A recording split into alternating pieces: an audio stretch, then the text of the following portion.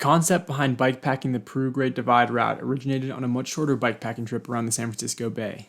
I was biking with Sam Abernathy, who I had met through the triathlon team a week prior, and Margaret and Brian, who had met the previous night. On that trip, we had a somewhat heinous first day that included 100 miles of riding, 10K of climbing, and a heinously silly hike-a-bike at the end. But Stoke stayed high, and someone mentioned the Peru Great Divide route, a route composed of 1,000 miles of dirt riding in the Peruvian Andes. It was mentioned in passing that the idea took hold, and by February we had all bought plane tickets. We landed in Lima on May 3rd. On this bus ride, I'm gonna get ahead of Sam on Dune. Oh. I may already have gotten ahead of Sam, but if I haven't, I will. I'm gonna slip Paxton some sleeping pills and read another 50 pages.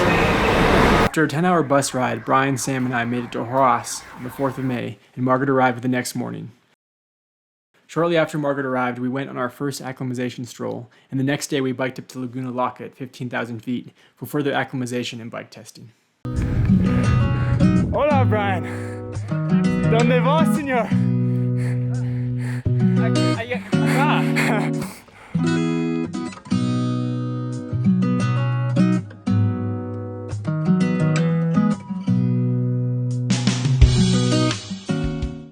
Altitude is real. I kicked my ass. Take the magic pills. Take the magic pills. The Diamox. 10K feet is low.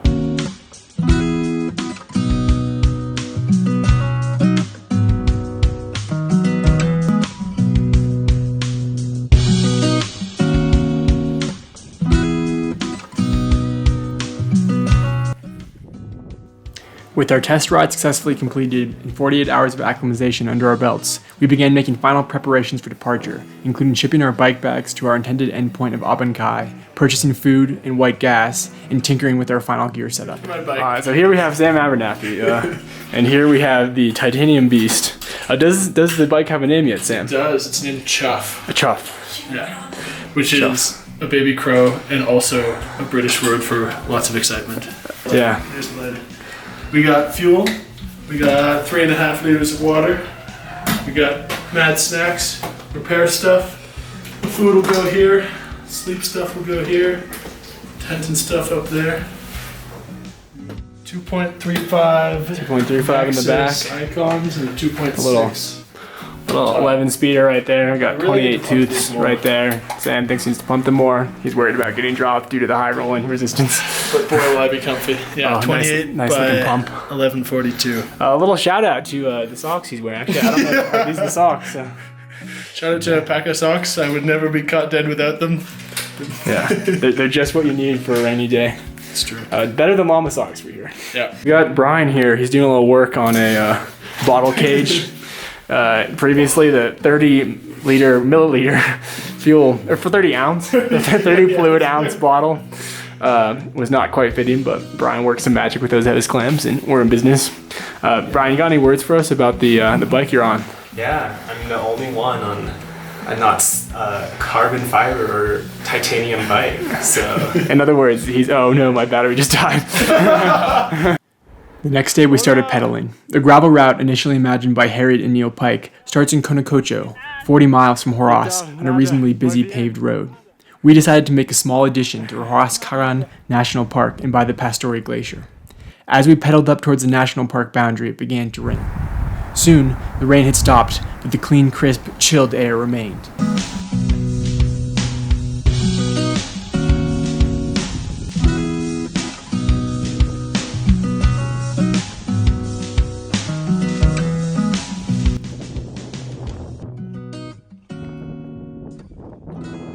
Our first night, we camped right on the park boundary at about 13:05 and adopted, briefly, a beautiful dog, Noah. The camp was beautiful and spirits were high. Sam, got any words for us on how Camp 1 was? It was cold outside, but toasty in the tent. Yeah, 39 degrees inside. I was positively sweating last night a little bit. There's frost on the bikes. Yeah. We had our trail dog Noah with us all night. Got a little headache, so I'm gonna figure out if it's water or altitude. Okay. What's going on. Have to be waking up to these mountains. Yeah, true. Theoretically, the sun should have risen by now, but it hasn't because of those mountains back there. So, We'll probably pack up camp and then maybe bike a little ways and eat some breakfast. And here's a view of the iciness of the bikes. A little frosted.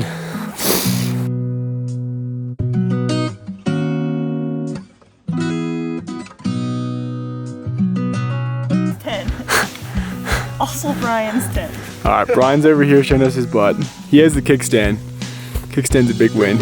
Brian, got any comments on the kickstand or your superior intelligence? Brian chuckles. I just want everyone to know that everyone's jealous of my kickstand.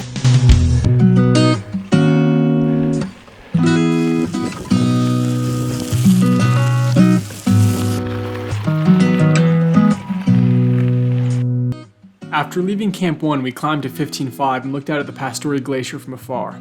Its diminished size and relatively unimpressive stature were a visible reminder of our warming world. We naively expected to drop down after going over the pass at 15.5. However, it was not to be, and we spent much of the next 4 hours rolling up and down between 14.5 and 16,000 feet.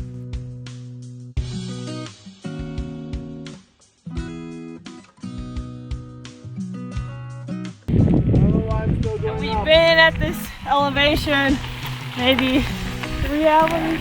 I want to go down. Get me out this mountain.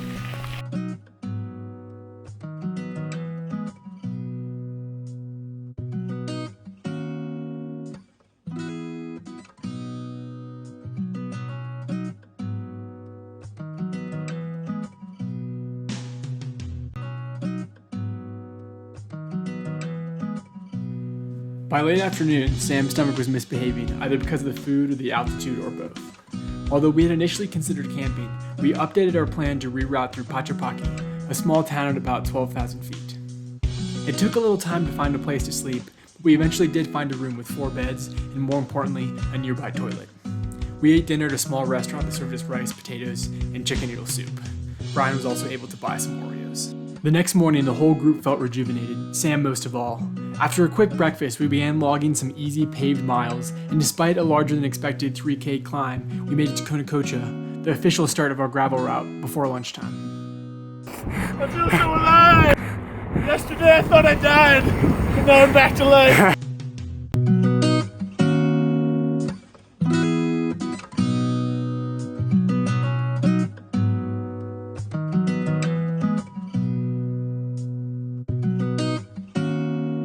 On our 4th day of riding, we had roughly 2K climbs before getting to the largest descent of the trip, a continuous descent of about 8,000 feet from around 12.5 to El Cañon, a small town marked on the map at 4,500 feet, which would be our lowest point for the trip.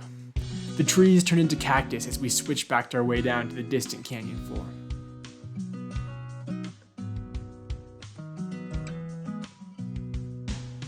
Where we expected to find the small village of El Cañon, we found only ruins. And as we began climbing up a gentle but vertically and sometimes overhanging side canyon in the fading light, our remoteness felt tangible. We climbed about 1,500 feet up the side canyon before finding a sandy spot on the edge of the churning river to camp.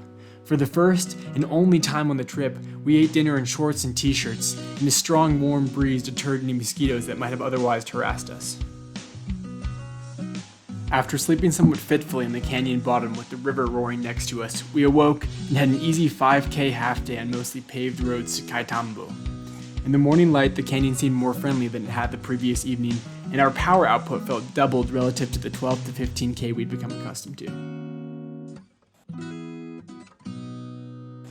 Following our half rest day in Caitambo, we pushed for a big 40-mile, 6K high-altitude day. The first miles were easy, with good roads and good weather. We biked by sheep in small huts with large mountains stained in iron red in the background.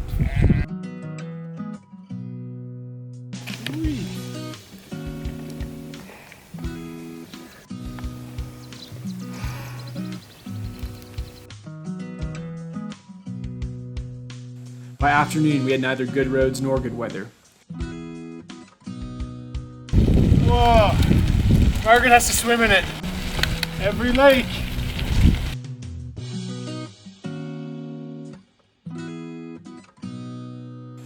We reached our high point of the day by about 3 p.m. and had a long, cold descent to Oyon. Convinced that the weather would improve as we dropped altitude, I resisted putting on rain pants and more layers, until after getting progressively colder rolling downhill in the rain, I realized my mistake. After finding a hotel in Oyon, Margaret began feeling queasy. The rest of us went to get dinner and returned to find Margaret violently throwing up. Sam began feeling sick soon thereafter, and by 10 p.m., I was the only one with dinner still in my stomach. I spent most of the subsequent day bringing tea and soup to my friends, reading the second Dune, and exploring the streets of Oyon.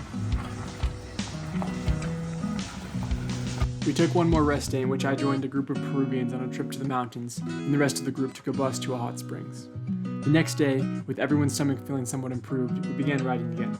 All right, Margaret, doing a quick interview while you load your bike here.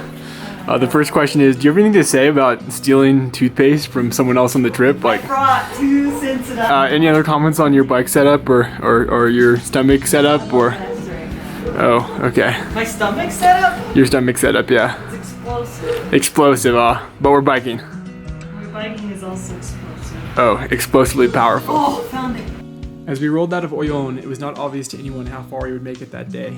Sam, Margaret, and Brian were all still feeling the after effects of food poisoning, and the elevation profile was basically a climb from the 11.8 of Oyon up to 16K and then back down to 11. All in all, about 33 miles. We made steady, if slow, progress.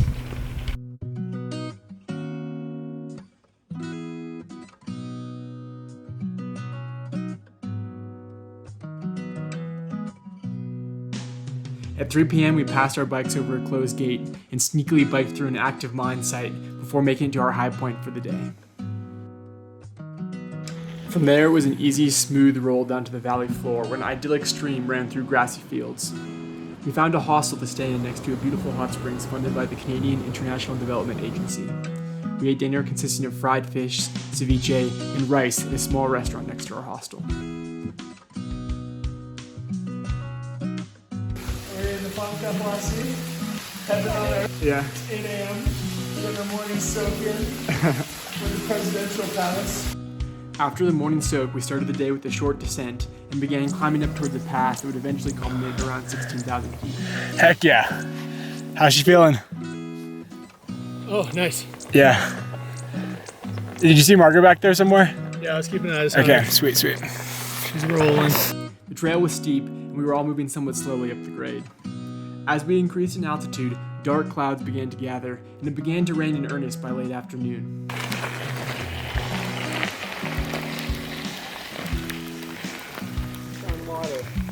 After pedaling for an hour or so in the rain, we found a plausibly nice campsite and called it quits for the day. The next morning dawned clear, but for the first time on the trip, I woke up feeling very subpar. As we climbed the rest of the way to the top of the pass, clay-like mud clung to our tires until our bikes had doubled in weight, and we were forced to dismount and clear the mud to the extent possible and begin pedaling again. At the top of the pass, I told the group that a shortened day would be in order for me. We decided to make a slight detour to go through a town with a hostel so we could sleep inside for the night. The descent was beautiful, and I began feeling somewhat better when we found a hostel with a hot springs bath. After leaving the baths, I returned to my room and fell into a feverish sleep. We continued on the following day, first down a road that was being regraded, and then up a valley towards the small town of San Jose de Baños. By the time we made it up the 3K climb, I was feeling very poor, and we decided to cut the day short rather than press on higher in bad weather. A very generous woman allowed us to stay in an extra room, and while we were there, the local electrician, or possibly family friend, installed a light bulb for us. I slept all afternoon and evening, with the rain pitter-pattering on the tin roof. I could see light through the roof, but mostly it did not leak, and by the next morning I felt much restored. After a breakfast of fried eggs and rice, we began pedaling uphill, and I felt mostly okay other than a little more fatigued than usual, which I wrote off to insufficient calories. We rolled by dramatic snow-capped peaks and past beautiful lakes. Sam took advantage of my slowness to capture some very nice drone footage.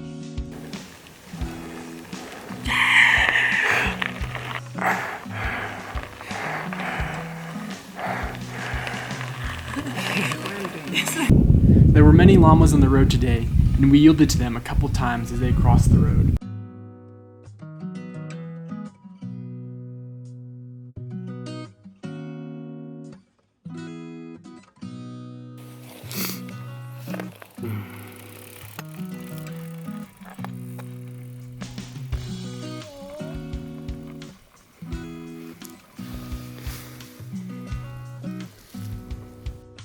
We later stopped at a town named San Francisco, and the local kids interrupted their red light, green light game and tried to give Brian their goat. 10 miles after San Francisco, we stopped in a small village near a lake and found a pleasant hotel and town square with public Wi-Fi. The next morning, after another breakfast of fried eggs and rice, we began a chilly descent before starting the climb. It was a cloudy day, and the lighting on the red soil and green grass was perfect. There were many llamas today, and the dirt road was smooth.